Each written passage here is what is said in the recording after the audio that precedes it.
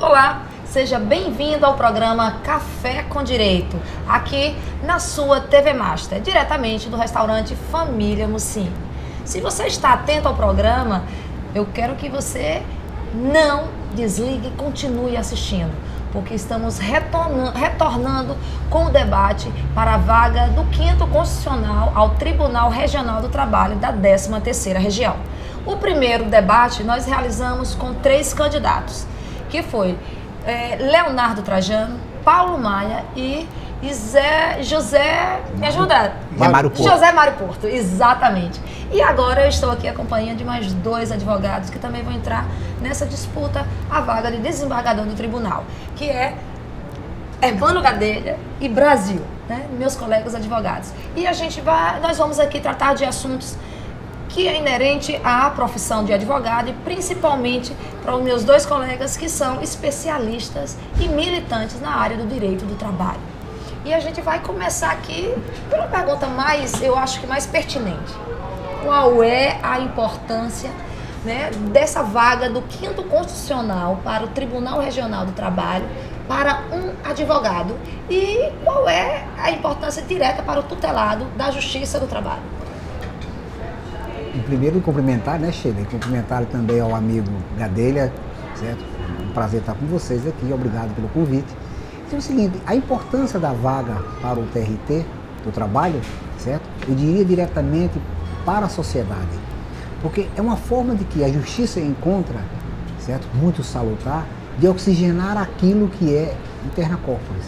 O que seria deixar de ter uma formação específica de juiz de carreira para trazer para os seus quadros um militante da advocacia, aquele que, na verdade, constrói o direito. O direito é construído pelo advogado, certo? Muitas das vezes o advogado, em sua atividade normal, acaba descobrindo forma de criação de um direito. Muitas vezes nós não encontramos especificamente no código determinado assunto e matéria. Nós acabamos a estudar e criar. Então, para um tribunal do trabalho, a assunção de um advogado ao cargo de juiz desembargador, que é o caso do Tribunal do Trabalho, certo? É uma forma de levar para o tribunal um anseio da sociedade, daquele que vive dentro da sociedade e que leva para o tribunal as causas para as suas decisões. Eu digo a maneira de oxigenação do tribunal, certo? Acabar deixando que aquele ambiente que fique exclusivamente de magistrado, com formação única e específica, tenha, por via de um advogado, um anseio de uma sociedade que busca dentro da justiça as decisões de melhor lhe atender. Verdade. E aí, Hermano Gadelha, como você vislumbra essa, que eu não vou dizer ascensão, tá? Mas essa vaga em que o advogado ele vai poder ter a oportunidade de participar como magistrado da Justiça do Trabalho? Sheila, muito obrigado pelo convite. Brasil, me sinto honrado de estar aqui com a sua presença também nesse dia. E eu gostaria de dizer que o tribunal ter a presença do advogado nos seus quadros como magistrado, integrante, é de suma importância. Nós somos magistrado por natureza. Quando nós recebemos o processo, seja para propor ação ou seja para defender, nós já fazemos uma análise do processo. Como bem disse Brasil, nós levamos ao tribunal aquilo que nós vamos construir, seja em favor da parte que a gente defende autora ou parte ré. Mas aquela construção, ela nasce da advocacia. E essa nossa atividade, ela permite com que nós levemos conhecimento ao tribunal de forma mais ampla. O tribunal, atualmente, é formado por 8 integrantes, dos quais 7 são magistrados de carreira. 2 talvez tenham tido experiências como advogado. O atual presidente, e não me recordo quem seria o outro, mas tem um outro. O 8º é integrante do Ministério Público. O desembargador Vicente Vanderlei traz uma experiência muito grande também do Ministério Público, uma visão também que os magistrados não têm. Então, levar o que nós aprendemos na advocacia o anseio tanto da parte autora como da parte ré, para que tenha conhecimento do tribunal e saiba quais são as angústias, o que é que sente o jurisdicionado e também o que é que os advogados pensam, as sociedades de advogados, isso é uma construção que só quem pode levar esse conhecimento, sem dúvida alguma, é o advogado através da representação do 5º Constitucional. Obrigada, Gadelha.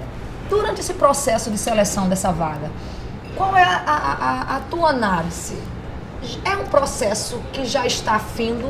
É isso mesmo? É o processo ideal que o cidadão, que o próprio advogado, ele considera perfeito na escolha da composição desse tribunal? Eu te diria o seguinte, que o princípio sim. Uma abertura da vaga para o tribunal, ele nasce com a escolha direta do advogado. Que diga o seguinte, para a justiça seja feita, a Paraíba foi pioneira nesse fato. A Paraíba foi pioneira, certo? Para a escolha já do TJ, certo? Discutimos bastante, lembro-me que eu era à época conselheiro da Ordem dos Advogados, certo? E nós partimos para a escolha direta do advogado, porque anteriormente essa escolha era feita pelo conselho, certo? O conselho é que escolhia os nomes que iriam compor a lista para o tribunal. Foi feito com uma lista de abertura direta, que os advogados passaram a votar, o que tornou o processo mais legítimo, um processo muito mais legítimo.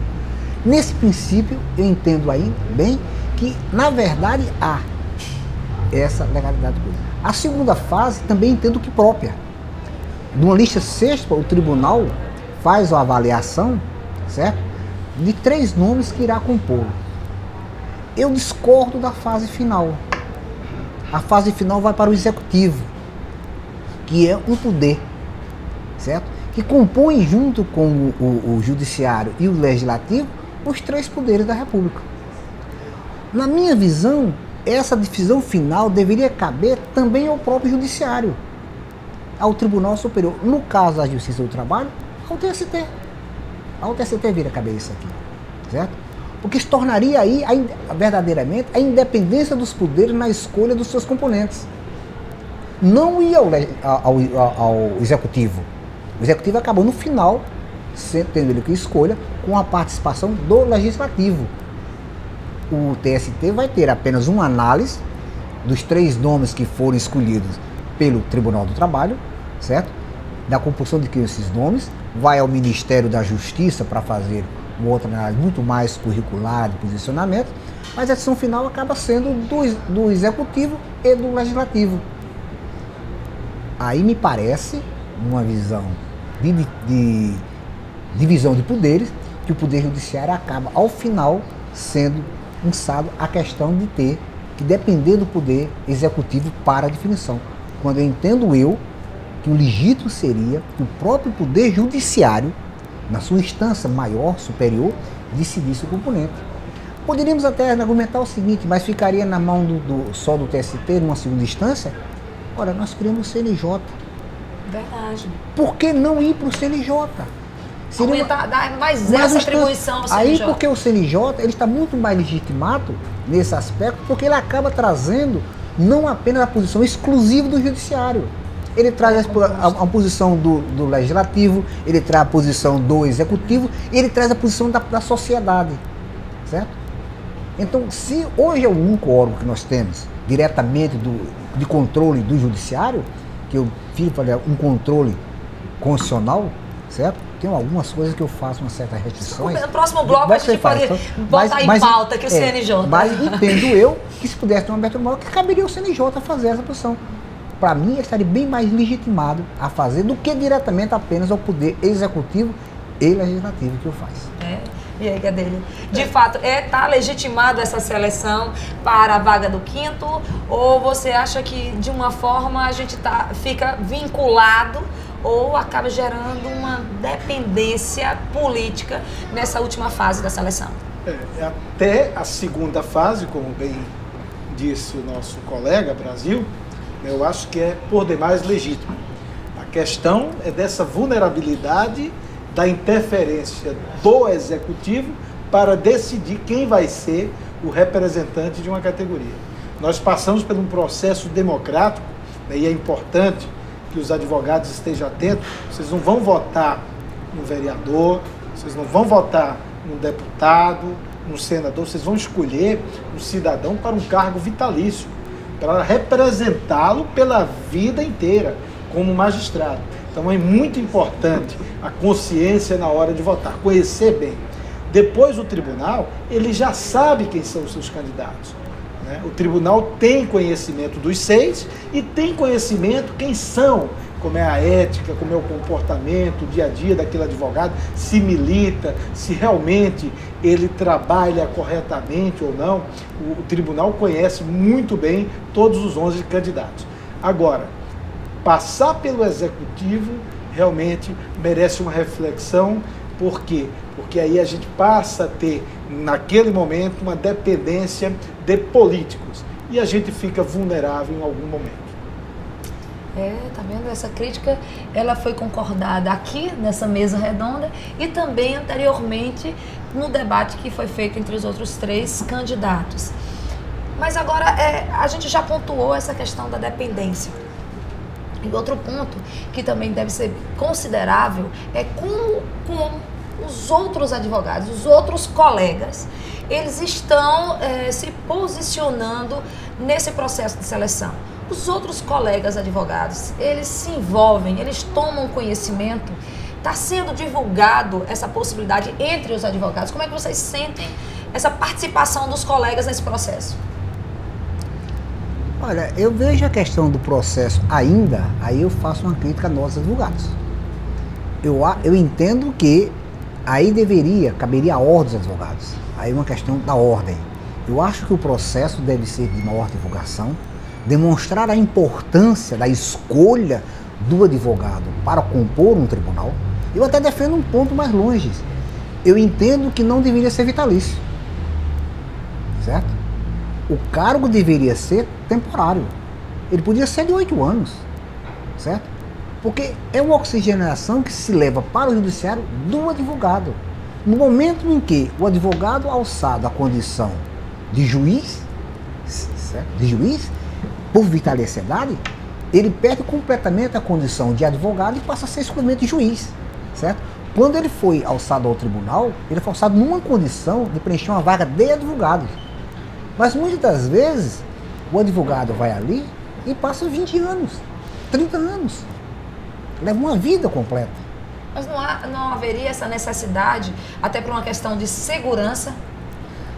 Não, porque veja o seguinte, não se tornaria um cargo eletivo de que você tivesse que estar mitigando votos para chegar, porque você poderia apontado uma única vez. Poderia ser de 8 anos. Uma vez alçado a condição de juiz de um tribunal, na condição de advogado, ele não se recandidataria mais, certo? Ah, porque vai ter uma próxima vaga, eu devo voltar para isso? Não, é única, certo? É apenas uma coisa, haveria oportunidades para outros, porque na verdade você vai levar o pensamento da classe do advogado. Quem vai chegar ao posto de juiz de um tribunal pelo advogado, ele vai chegar com o pensamento da classe de advogados. Ele não vai ser o juiz. Para ser juiz, ele faz concurso público. A minha visão é essa. E aí, doutor Hermano, concorda, acrescenta? É um ponto bem interessante, né, que o Brasil levantou. Eu acho que esse prazo, né, vamos dizer assim, o mandato de 8 anos, seria extremamente salutar. Mas isso passa também pela necessidade de a gente rever aquela posição. Um mandato, e quem nomearia? Haveria interferência do Executivo? Se não houver a interferência do Executivo, eu não tenho dúvida alguma que é uma brilhante ideia. E participar dessa forma, fazendo com que daqui a 8, 5, 4, enfim, um período que for, a gente vai ter possibilidade de oxigenar muito mais. Porque quando se assume a magistratura, né, a desembargadoria, você perde aquela essência em tese da advocacia. Você é um magistrado, né? E a liturgia do cargo não lhe permite você caminhar como advogado fosse. Evidentemente você vai levar conhecimento, né? Vai colaborar e fazer com que eles compreendam a dimensão da advocacia e a necessidade. Agora, para isso é necessário, é fundamental que essa saída do Executivo ela ocorra, porque aí é mais legítimo do que nunca. Pois O programa Café com Direito, aqui aproveitando a deixa do meu colega Brasil, é essa. O programa, de forma voluntária, estamos abrindo esse espaço justamente para esse debate, para a gente poder conhecer não só você que é advogado que está nos assistindo, mas também a todo cidadão, para conhecer esse processo e também para estimular o advogado.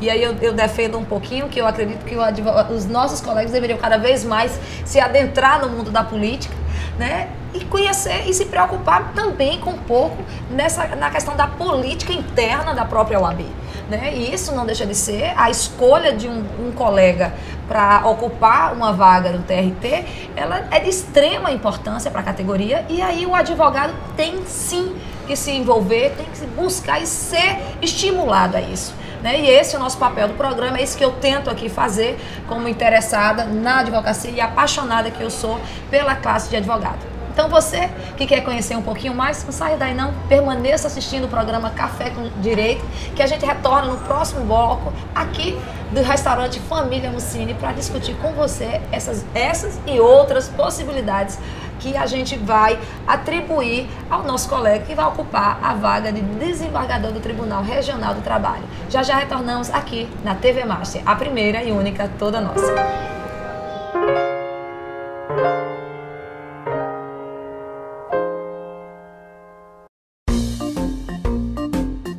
Spa, home cinema, salão de jogos. Itens que juntos fazem você se sentir num clube.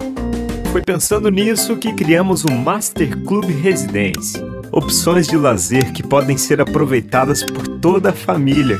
Master Club Residência, tudo ao seu alcance.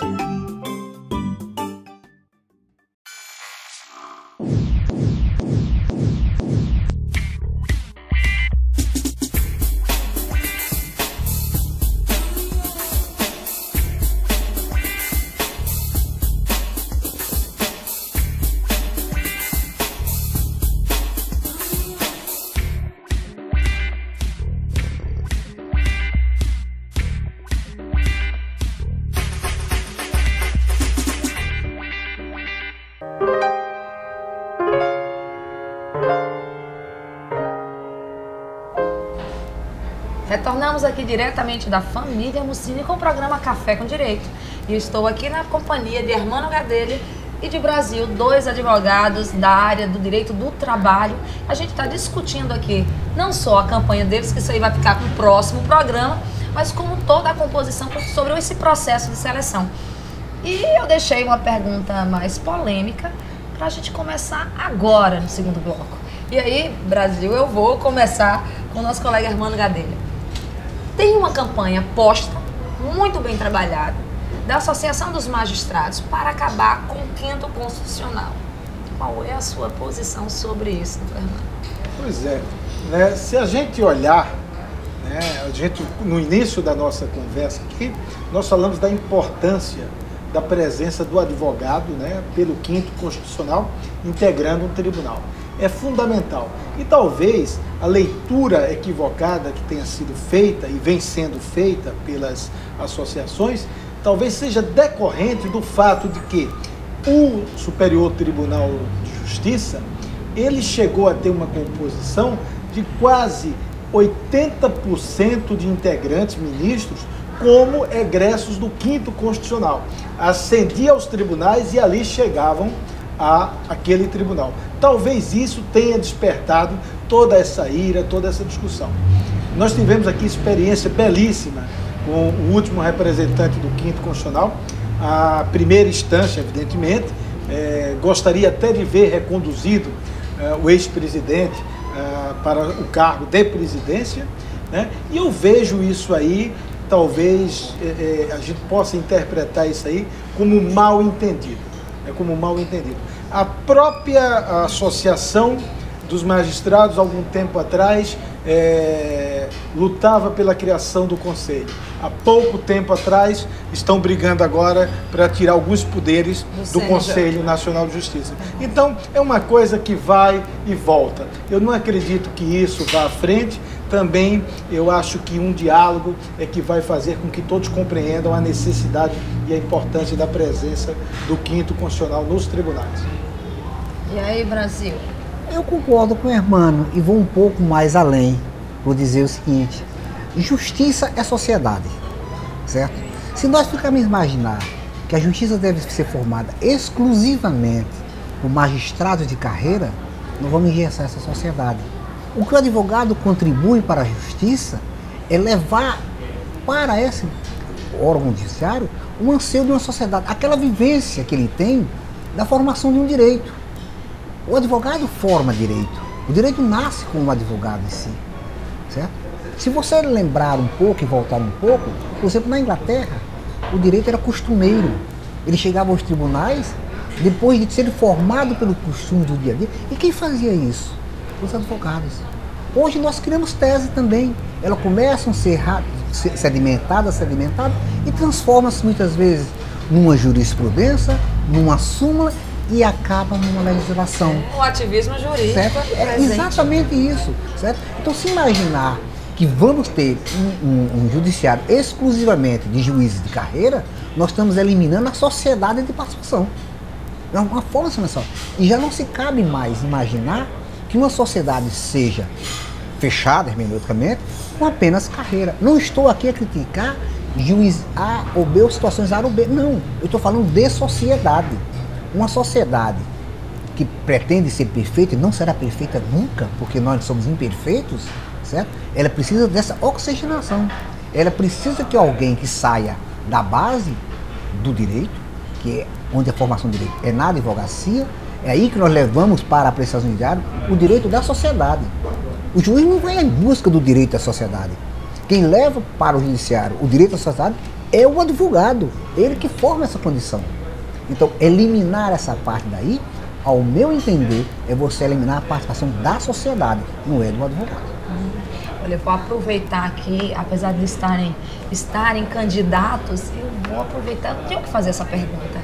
Os honorários advocatícios nas ações do trabalho para o advogado, os honorários sucumbenciais, como é que fica? Qual é a sua posição hoje? Hoje, né, já há uma posição firmada. E aí, pelas associações de magistrados trabalhistas, né, eles criaram alguns enunciados dentro dos colégios internos e, recentemente, já está em tramitação bem avançada um projeto de lei onde regulamenta, enfim, o pagamento de honorários advocatícios da Justiça do Trabalho. Eu acho que a grande vitória desse ano que foi o andamento de um projeto que estava há anos dormindo, feito móvel de tartaruga numa prateleira empoeirada. Lamentavelmente, as coisas no Brasil ainda são muito lentas, mas estamos avançando e nada mais justo do que recompensar aquele que tem o seu trabalho digno, honesto, que é o advogado, e também reparar integralmente o dano causado ao trabalhador. Não é justo que o trabalhador que tenha um direito seu suprimido, ele receba apenas 80% do seu direito. A reparação tem que ser integral. Então, se foi suprimido 100%, deve sim ser reparado 100% e os honorários devem ser arcados pela parte adversa. Doutor Brasil, eu concordo plenamente com o que o Hermano fala, certo? Não se pode ir à justiça buscar um direito e para se buscar esse direito ter que pagar, certo? É o que acontece hoje com o justiçado que vai até a justiça à busca de um direito que foi sonegado pela parte contrária, certo? E ganhando esse direito, tendo reconhecido esse direito pelo judiciário, ele parte desse direito ele vai transferir para o seu advogado quando ele não deu causa àquilo. Se ele não deu causa, ele vai ter que arcar com despesa, certo? O que eu faço a crítica à questão dos honorários, aí é a equidade do judiciário, certo? De que deve ter aí a equidade, de saber sobrepesar os honorários, não ficar no aviltamento. Nós temos casos, infelizmente, de aviltamento de honorários, certo? Quando o judiciário muitas vezes Na Justiça do Trabalho ele não acontece. Justiça Federal, que eu estou atuando. Sério? Não, é exatamente. Eu também tenho algumas experiências tristes com isso daí, certo? De uma coisa, mas não pode ficar disso. Agora, uma outra coisa que observar, que na Justiça do Trabalho, especificamente, certo? Nós estamos lidando com o direito do trabalhador, o direito social, certo? O trabalhador, a busca do direito que foi sonegado por uma parte, certo? Ele é obrigado ainda, certo? A ter a vitória desse direito e daquele direito que ele não recebeu por um erro do outro, certo? Da empresa, ele é obrigado, parte dele, 20%, ele transferir para o advogado. Eu não acho isso justo, certo? Quem deu causa tem que pagar a despesa do processo. Isso eu levo em consideração também a questão de custas. Quem paga as custas do judiciário? Não é o perdedor? Ou a mesma coisa tem que pagar a despesa do advogado. Essa é a minha visão também. Concordo plenamente com o Gadelha. Agora, eu sei que fica até com vontade de fazer réplica e vai. Mas outra que eu preciso dar aí, não é só a opinião de cada um, mas um pouco do que vocês viram, do que vocês presenciaram.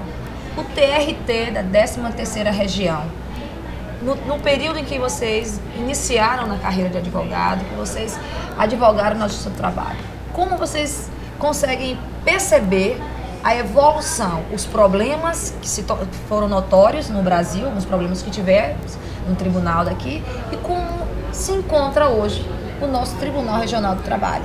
Na sua visão, Hermano, um pouco dessa linha do tempo. Nós temos aquela fase, né, do início da Justiça do Trabalho. Até poucos dias atrás, eu estava conversando, né, se nós olharmos aqui nos anos 80, né, a Justiça do Trabalho ela estava ainda engateando aqui no estado da Paraíba. A comarca de Mamanguape, né, onde tem um fórum trabalhista, existia as usinas. E de repente, nada mais do que de repente, os trabalhadores descobriram que existia a Justiça do Trabalho. Então começaram as demandas e as empresas foram obrigadas a se ajustarem. Então nós tivemos um momento onde acusaram a Justiça do Trabalho, né, de ser responsável pela quebra da empresa, quando na realidade nada mais do que estava acontecendo era o quê? Era a presença do judiciário na sociedade, que ela era ausente. E depois nós tivemos aquela evolução, as varas foram chegando, passamos a segunda, terceira, quarta vara, a interiorização. Depois tivemos aquele grande terremoto, né, que a Paraíba sofreu, por pouco o nosso tribunal não foi extinto, e a partir dali nós tivemos uma evolução fantástica. Hoje nós vivenciamos uma justiça célere, competente, formada por brilhantes magistrados, cada um evidentemente com o seu posicionamento que às vezes a gente questiona, mas não tenho dúvida que nós estamos muito bem servidos de magistrados aqui no nosso estado. Tanto aqui em João Pessoa, Campina, Patos, Cajazeiras, onde existia uma unidade, nós estamos bem servidos. São profissionais que merecem o nosso respeito. E é uma das razões pela qual eu me sinto extremamente honrado em participar desse processo, né, de candidatura ao 5º Constitucional. Doutor Brasil tem um histórico também interessante e acompanhou muito bem esse processo. Sheila, eu te digo, e ao amigo Hermano e aos advogados, eu acho que eu tenho uma felicidade grande. Eu comecei a divulgar aí era a 6ª Região. O Tribunal do Trabalho era em Recife, certo? Eu vivenciei 2 tribunais. Eu advoguei inicialmente, estou com 32 anos já de advocacia, certo? E o tribunal era em Recife. Eu acompanhei isso aqui. A Paraíba tinha apenas 3 varas, que naquela época eram juntas do trabalho. Uma em Campina Grande, comandada pelo saudoso amigo Paulo Pires, certo? Grande juiz, grande amigo também, certo? E João Pessoa, que era o doutor Geraldo e o doutor Raimundo, certo? Eu vi nascer esse tribunal. Foi para o Rio Grande do Norte. Certo? Doutor Raimundo foi ao Rio Grande do Norte, como o H dele lembra aqui. Eu vi esse tribunal nascer, certo? Na verdade, eu vejo hoje a Paraíba um dos melhores tribunais desse país. Recentemente eu tive a oportunidade, num site de advocacia de São Paulo, certo? Nome Granadeiro, ele fazia um comentário sobre a criação judiciária numa cidade Navegante, salvo engano, em Santa Catarina, um processo judiciário. E comentavam aquilo dali como se fosse exatamente a grande coisa. Eu não tive dúvidas, eu respondi, que nós já vivenciamos isso na Paraíba como o primeiro tribunal do trabalho completamente informatizado, certo? Eu acho que isso é uma vitória da Paraíba, certo? Isso é uma vitória imensa da Paraíba. Vivendo vanguarda, estamos sendo vanguarda, certo? Num tribunal que tem exatamente um perfil de tribunal do trabalho do mais sério do país. Do mais sério do país. Um tribunal do trabalho que tem uma vivência enorme isso aqui. Que o jurisdicionado vai ao tribunal na certeza de que, em tempo recorde, porque é tempo recorde, certo? Vamos aqui só fazendo um adendo aqui para os dois, por conta do prazo. Qual foi a sentença mais rápida que você obteve agora, já nesse processo eletrônico? Porque eu não atuo na Justiça do Trabalho, mas fui fazer uma audiência e na audiência o juiz marcou com uma semana a sentença. Eu, acostumado com a Justiça Federal e a Justiça Estadual, vara de fazenda, fiquei extremamente surpresa com a sentença com uma semana, 15 dias. Sheila, eu tive um caso bem maior de experiência. Eu tenho vários clientes, advogo muito para empresas, certo? E eu, normalmente, isso é obrigação que é contratual, para você entrar com recurso, você pede à empresa autorização para fazer o depósito recursal. Eu recebo o telefonema do diretor jurídico perguntando assim: Brasil, esse processo não está no relatório, você está pedindo o depósito recursal de um processo? Eu disse: estou, colega, pedindo o seguinte, esse processo foi ajuizado, salvo engano, no dia 2 ou 3 do mês, certo? Antes do final do mês ele está julgado, ele vai entrar com recurso. No meu relatório, que é no dia 10 do mês seguinte, ele já vai aparecer como processo enviado para o tribunal. Ele disse: mas o processo aí na Paraíba é assim? Eu digo: é assim. Isso não vai dar tempo mais para nada, certo? É verdade. Então, ele está acostumado com a justiça paulista, certo?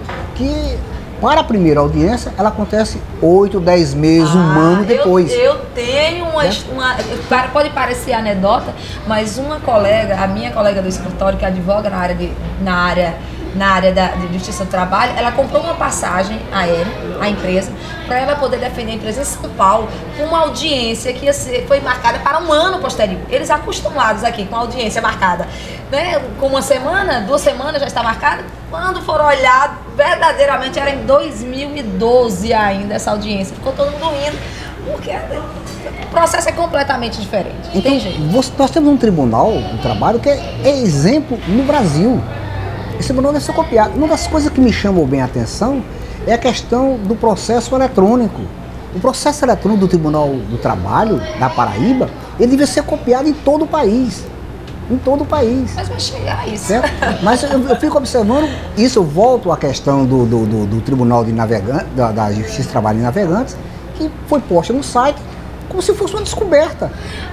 Eu não me contive e respondi. Falei: a Paraíba já está nesse estágio. Aí eu aproveito que a gente vive uma polêmica e aqui às vezes, eu digo muito, falta um pouco mais de barrismo do paraibano. A gente tem que pôr as notícias boas, a gente tem que jogar confete, sim, nas coisas boas que nós temos. É isso que o programa Café com Direito tenta fazer. Não só porque a gente tem merecimento, não só por uma questão de defender o que é nosso, e olha que eu sou baiana, mas porque a gente precisa estimular as pessoas e o próprio paraibano a valorizar, porque nós vivemos situações maravilhosas aqui.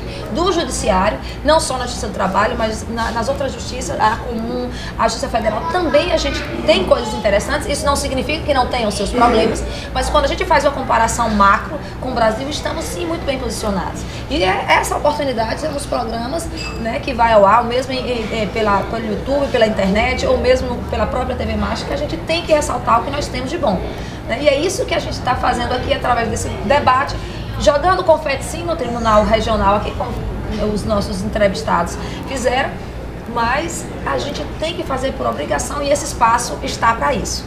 Mas infelizmente ele é pequeno e o programa já acabou. E aí a gente vai deixar para a próxima semana essa continuação do programa, que a gente vai continuar falando, e agora eu vou apresentar no próximo programa os nossos candidatos. E aí você vai nos acompanhar. A próxima semana, fique atento e assista o programa Café com Direito, que você vai conhecer um pouquinho da vida e da carreira desses 2 advogados que estão aqui na minha companhia, que é o Dr. Hermano Gadelha e o Dr. Brasil. Programa Café com Direito. Informação e cidadania para você, diretamente aqui do restaurante Família Mussini, que eu aproveito para agradecer todo o apoio à família Mussini, a Mariane Mota e a Selma Fashion. Até a próxima semana com Café com Direito.